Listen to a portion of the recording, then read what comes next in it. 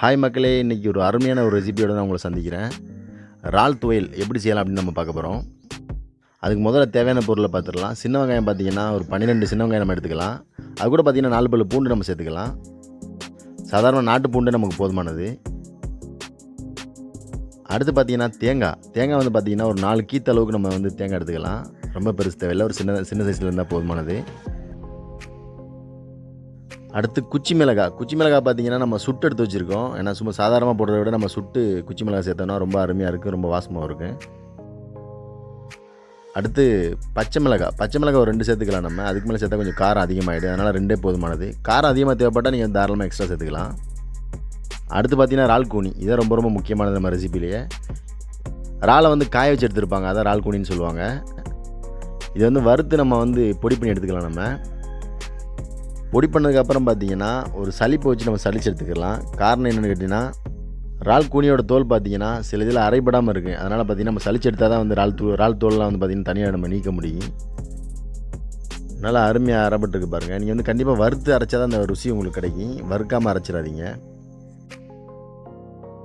இதுக்கு சாதாரணமாக பார்த்திங்கன்னா உரலே போதுமானது. உரல் இல்லைன்னா உங்களுக்கு அம்மிக்கல் நீங்கள் யூஸ் பண்ணிக்கிங்க. ஒருவேளை உங்களுக்கு காரம் அதிகமாக தேவைப்பட்டுச்சுன்னா நீங்கள் அந்த குச்சி மிளகாய் வந்து விதையோடு சேர்த்துக்குங்க. காரம் கம்மியாக தேவைப்பட்டுச்சுன்னா விதை இல்லாமல் நீங்கள் சேர்த்துக்குங்க. ஃபஸ்ட் நம்ம குச்சி மிளகாய் நல்லா இடிச்சாச்சு. நம்ம அடுத்து பார்த்திங்கன்னா 4 பல்லு பூண்டை நம்ம வந்து இடிச்சிக்கலாம், சேர்த்து வச்சு இடிச்சிக்கலாம்.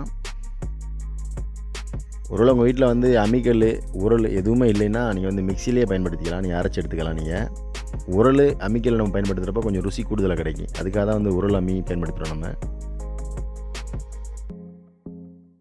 அடுத்து நம்ம கீறி வச்ச தேங்காய் 4 சில்லையை நம்ம சேர்த்து நம்ம ஒன்றா அடிச்சுக்கலாம். உரல் அடிக்கிறப்ப பார்த்திங்கன்னா நம்ம வந்து விரலை வச்சு இல்லைன்னா ஸ்பூனை வச்சு நம்ம வந்து கிளறி விட்டு தான் நம்ம இடிக்கணும். ஏன்னா கீழே வந்து இடிபடாமல் இருக்கும் ஒழுங்கா, அதனால் வந்து கிளறி விட்டு நீ இடிச்சிட்ருங்க.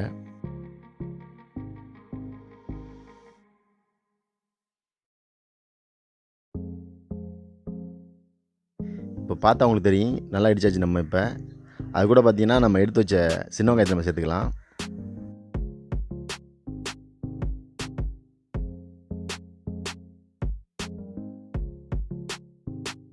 இப்போ சின்ன வெங்காயம் பார்த்திங்கன்னா நல்லா இடிபட்டுருச்சு நமக்கு. அது கூட பார்த்திங்கன்னா கல் உப்பு சேர்த்துக்குங்க, பொடி உப்பு சேர்த்துறாதீங்க.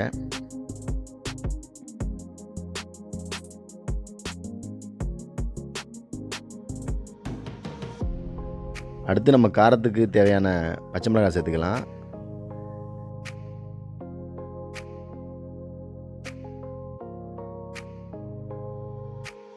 இப்போ எல்லாத்தையும் நல்லா இடிச்சாச்சு. நம்ம இடித்த எல்லாத்தையும் பார்த்திங்கன்னா ஒரு தனி பாத்திரத்தில் நீங்கள் தனியாக கொட்டி வச்சுக்கோங்க.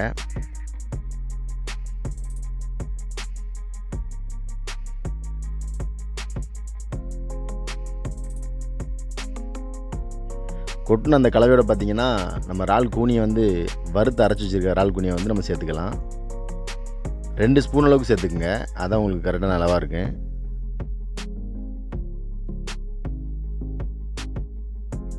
இது எல்லாத்தையும் ஒன்றா சேர்த்து நம்ம வந்து பிசைஞ்சு எடுத்துக்கலாம்.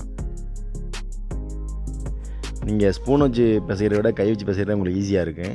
காரணம் என்னென்னா அந்த இறால் கூனி வந்து ட்ரையாக இருக்கனால நீங்கள் கை வச்சு பிசைஞ்சால் தான் ஒன்றா சேரும் உங்களுக்கு.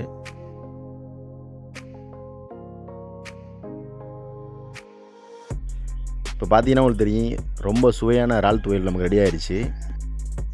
இந்த இறால் துவையலுக்கு வந்து பார்த்திங்கன்னா ஒரு பானை சோறாக இருந்தாலும் உங்களுக்கு வந்து பத்தாது, அவ்வளோ ருசியாக இருக்கும் உங்களுக்கு. கண்டிப்பாக ட்ரை பண்ணி பாருங்கள். ட்ரை பண்ணி பார்த்துட்டு உங்களோட ஃபீட்பேக்கை வந்து கமெண்ட் பாக்ஸில் கண்டிப்பாக கமெண்ட் பண்ணுங்கள். மறக்காமல் லைக் பண்ணுங்கள், உங்களோட ஃப்ரெண்ட்ஸ் எல்லாத்துக்கும் ஷேர் பண்ணுங்கள். நம்மளோட சேனலுக்கு புதுசாக யாராவது வந்திருந்தீங்கன்னா சப்ஸ்கிரைப் பண்ண மறக்காதீங்க.